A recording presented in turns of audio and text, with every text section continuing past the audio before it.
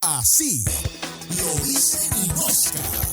La realidad es que no importa cuán sofisticado se ha convertido el mundo con los adelantos y las nuevas tecnologías, seguimos siendo una aldea cuyo destino no depende del progreso, pero de la condición humana. Lo mismo aplica con las potencias y los pequeños satélites que venden su soberanía para la subsistencia.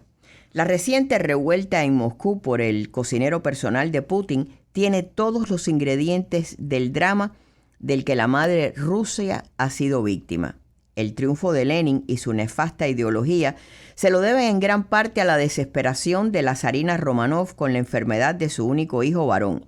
La entrada de un charlatán que aliviaba los dolores del pequeño heredero con simple hipnosis lo catapultó a dimensiones desproporcionadas y le abrió las puertas a la sociedad imperial. A partir de ahí, el caos. La cosa no cambió mucho. Los líderes rusos no procedían de la nobleza antigua europea, pero surgieron carniceros como Stalin, Khrushchev y actualmente Vladimir Putin, heredero directo de la KGB, que un buen día encontró su Rasputín personal en la figura de un cocinero que le curaba sus males estomacales. Si bien Yevgeny Prigozhin llegó a Moscú con su buena sazón y las cazuelas como sus mini tanques, en poco tiempo se convirtió en uno de los hombres de confianza de Putin, amasando contratos de suministro a los ministerios, lo cual, según sus propias cifras, sobrepasaban billones de dólares. Pero un día, el hábil chef descubrió que había algo más productivo que el catering al gobierno, sus ministerios y líderes, el sistema escolar y las bases militares, y descubrió que la guerra solía ser más fructífera que los negocios. De ahí que decidió crear un imperio paralelo con su propio ejército en un país donde la élite militar defiende su territorio con verdaderos tanques y como los trenes en la India, llevándose de por medio a todo el que atraviesa su camino.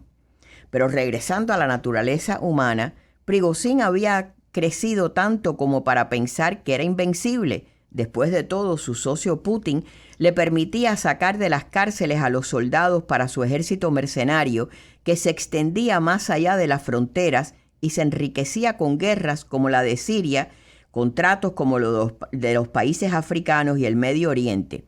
Y no importaba que su ejército de criminales saqueara los países como los antiguos tártaros, violando mujeres y asesinando, hasta que llegó la guerra de Ucrania y los generales de verdad dejaron claro que el cocinero se había salido de su curso y entrado en cocina ajena. Prigozhin, creyendo que su sazón lo salvaría y tendría el respaldo incondicional de Putin, tocó terreno movedizo cuando comenzó a vociferar que no tomaba órdenes de quienes consideraba incompetentes. Con la guerra de Ucrania y mayores ganancias aún para su imperio Wagner, tras haberlo negado incontables veces, salió públicamente a decir que él era el hombre detrás de Wagner y cambió el atuendo de chef por el de campaña. Lo próximo en su mente sería una serie en Netflix que hablara de un César moderno con guardia pretoriana manipulando el poder del Kremlin con su moderno ejército.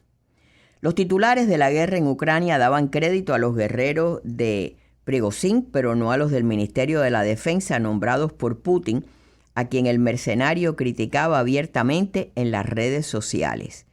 Ya los problemas entre ambos ejércitos eran obvios desde que las principales batallas sobre las ganancias económicas de la guerra en Siria lo dejaron claro. Las intrigas en el Kremlin se intensificaron y poco a poco el atribulado chef vio cómo su poder se iba reduciendo. Ya no tenía acceso a las cárceles para encontrar sus guerreros. Ahora la fuente le pertenecía al verdadero ejército y el abastecimiento de municiones le fue cerrado como al que le cortan acceso a una ciudad volando el único puente. Tan acorralado se vio Prigozhin que llamó a los militares bestias apestosas, cerdos, saquen sus traseros de sus oficinas y salgan a defender el país. Llegó a decir algo que debió haber sido un secreto de Estado, que los traseros de la élite militar estaban cubiertos con costosas cremas, probablemente de Chanel, que ya tiene boutiques en Moscú, agregando un toque folclórico a los gustos de los generales del Kremlin, y se refirió en una de sus acaloradas descargas a un abuelo senil que era un payaso, que aunque el New York Times insiste que era en referencia a Putin, honestamente me suena más a Biden. Finalmente le cortaron no solo los suplidores de balas, pero los de alimentos, dándole un golpe devastador a su imperio gastronómico, teniendo que competir por su contrato y depender de su mayor enemigo, el nuevo ministro de Defensa, Sergei Shoigu, nombrado por Putin para cortarle las alas al mega mercenario.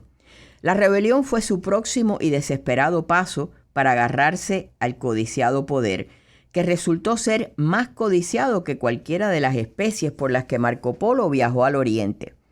Y así montó una insurrección que, según él, no era contra Putin, era contra el liderazgo militar del Kremlin. Pero que el resultado ha sido una muestra del fallido liderazgo de Putin, que también dentro del Kremlin enfrenta batallas internas ante una guerra que ha servido para dar muestra que su poderío no es tal como él había alardeado. Y así concluyó la historia, como tantas otras del poder y la gloria, la ambición y la cercanía a la cima, pero sobre todo una ventana hacia las ganancias que traen las costosas guerras. Una historia de hoy que comenzó desde que el mundo es mundo, con la más impredecible de las armas, la naturaleza humana. Así lo dice Inosca.